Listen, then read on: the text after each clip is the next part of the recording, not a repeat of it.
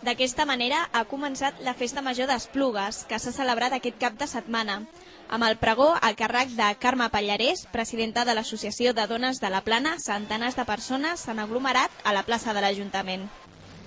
El seguici es va reunir primer al Casal de Cultura Robert Brillas i molt ben acompanyats pels correfocs, els bastoners, les batucades i els castellers d'Esplugues van arribar a l'Ajuntament. Mira, jo m'he sentit molt il·lusionada perquè ha estat una cosa que la veritat m'ha fet molta il·lusió. A Esplugues vindràs i ja no te'n mouràs.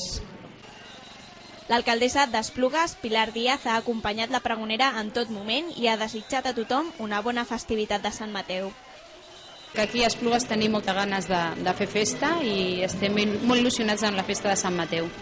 Hem preparat moltíssimes activitats, tenim concerts, tenim espectacles, el programa d'activitats i el programa de festa està ple de coses per totes les edats i per tots els gustos. Aquest ha estat només el començament d'una festa major plena d'activitats.